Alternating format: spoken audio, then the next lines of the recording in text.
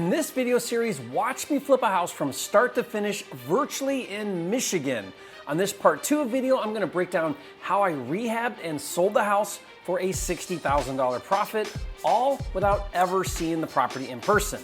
Coming up.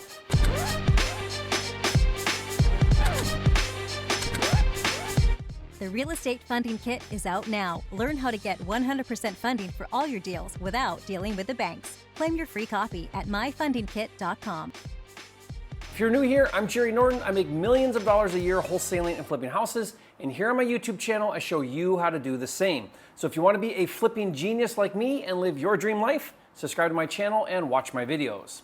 Now, if you missed part 1 in this video series, I showed live how I negotiated and contracted the price with the seller for $215,000, and then after the walkthrough, how I renegotiated the price down further to $200,000. Now, if you missed that video, I'll put the link in the description box below, and you can watch it later. On this part 2 video, I'm going to tell the rest of the story, including how I closed on the purchase, how I rehabbed it so that you can see a before and after transformation, and how I just closed on the resale for $400,000, as well as the breakdown of all the numbers so that you can see how I made a $60,000 profit. And making $60,000 flipping a house is great, but that's not what's amazing about this deal. $60,000 is actually standard for how much you should make flipping a $400,000 house. What's amazing is that I did it virtually.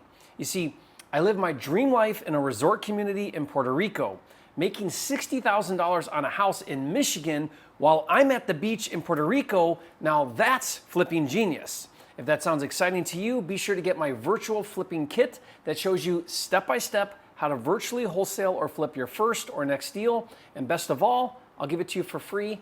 To download that now, just go to virtualflipperkit.com. Okay, on part 1, I left off right after getting an executed contract with Frank the seller for $200,000.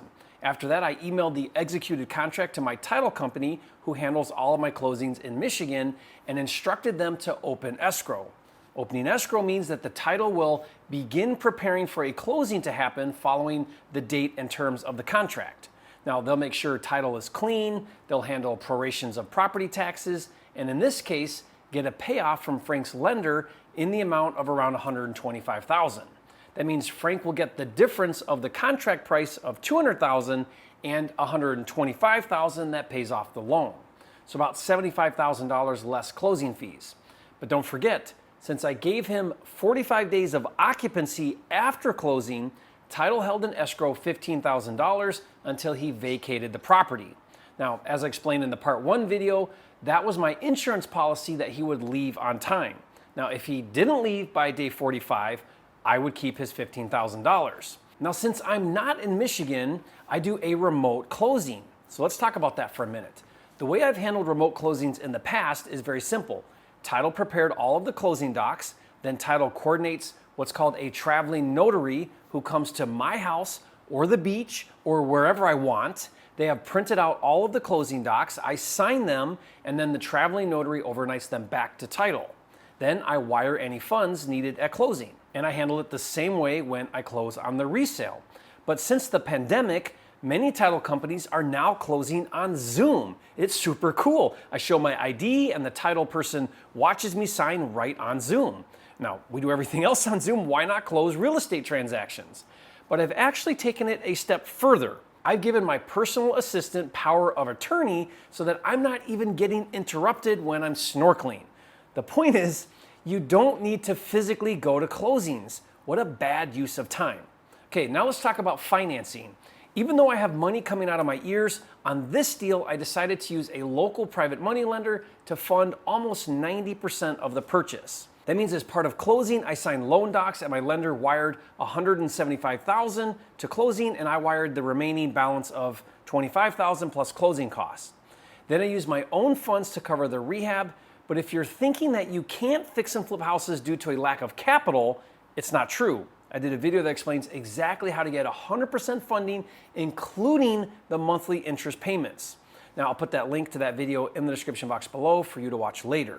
Once we closed on the purchase, even though the seller, Frank, had 45 days occupancy, he allowed us to start doing the trash out.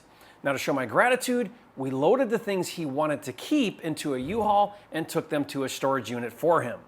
Once it was completely empty, we were able to determine the extent of the rehab. And this is where the genius comes into play. Anyone can over-renovate. Anyone can fix everything and make it the most beautiful house ever renovated, spend a fortune, and lose money. That's easy to do. Or the opposite, and not do enough on the rehab and then sell it for a lot lower and therefore leave money on the table. The genius in this business is to not over-renovate and not under-renovate, but find the sweet spot that will provide the greatest return on investment for the given time and cost. That's how to be a flipping genius. And the good news is for flippers, at least as of this recording, being in a low inventory seller's market, is buyers are very forgiving. The rehab expectation isn't very high. Buyers just want a house, and partially renovated homes are selling for almost the same as fully renovated homes.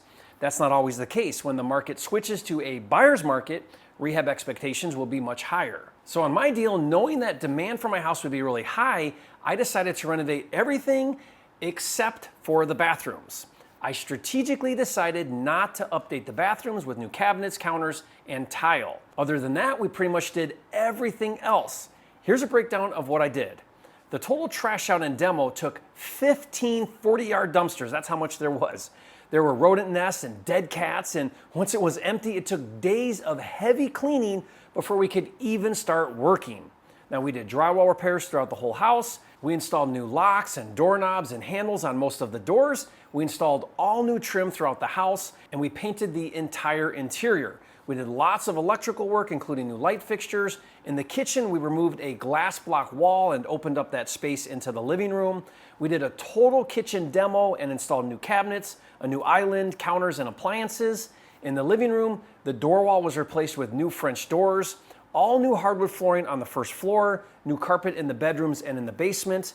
And even though we didn't update the master bathroom, we still fixed plumbing issues, we fixed the bathroom shower, we made the tub drain again, and we installed a new sink. In the basement, there was a giant bar that took up the whole wall that we demoed and removed. In the basement utility room, we installed new LTV flooring. We fixed the drop ceiling, we serviced the furnace, installed a brand new AC unit, a new water softener and water heater and sump pump. We sprayed and treated mold, including extensive duct cleaning. And then outside, we treated the well and cleaned out the septic and installed a new septic tank door and seal. On the deck, we removed plants and trees that were growing in it. Then we power washed and treated and painted the deck. We removed the old exterior pool and all the deck surrounding it and turned it into an outdoor fire pit. We had probably 60 to 80 hours of landscaping. We removed all the brush around the pond and from the sides of the house. We put down mulch and planted perennials in the front and back, and we sealed the driveway. On the roof, we fixed a bunch of shingles, and we cleaned and power washed it. We fixed some gutters and power washed the siding and repaired both garage door openers. Now, my original budget was $65,000, but we ended up going over budget and coming in around $80,000. Fortunately, the market improved from when I bought it, and instead of selling it for $375,000, which I originally projected, I got $400,000. Now, I listed it for $399,900 and immediately had a few interested buyers. One buyer went up to $410,000, but then during his inspection, he took his parents to see it, and they talked him out of it. So we went with a backup offer of $400,000 and just closed a few days ago. So now let's take a look at the final breakdown of the numbers. This deal actually came out textbook perfect for flipping a house. The sale price was $400,000. With the purchase of $200,000 and the rehab of $80,000, I was all in on the deal for $280,000, which is 70% of the sale price, which is exactly what I shoot for. Now, the closing fees to buy it and sell it, including commissions, came to $33,200, which is a little over 8% of the sale price. Now, I like to budget 9%. And the financing came to $26,800, which is almost 7% of the sale price. Now, I typically budget 6%. Not all of that cost was my private lender, only about $14,400. The remaining $12,400 was paying myself for my money on the deal because my money has to earn a return even on my own deals. So that means all said and done, this deal made about $60,000 in net profit, which is 15% of the sale price and exactly what I aimed for. And overall, I'm really happy with how this deal turned out. The reason why I'm able to do deals like this is twofold. One, I have an amazing team. My little brother Kevin oversees the rehab and handles listing and selling my properties, and I have awesome contractors who work hard and do good work. The second reason I'm able to successfully do deals remotely like this is because of my software Flipster, which has several tools for rehabbing houses, including a contractor management center, a scope of work, and budget tracking tools. And all of these tools allow me to stay organized and on top of my projects without being there. Now, to learn more about Flipster and see it in action, just go to getflipster.com. And if you liked this series on how I flipped a house from start to finish, watch another series where I break down exactly how I wholesaled a house from start to finish. So watch that video now, and if you haven't yet, be sure to subscribe to my channel. With almost 800 videos, this is the #1 channel on YouTube for all things flipping, and I'll see you on the next video.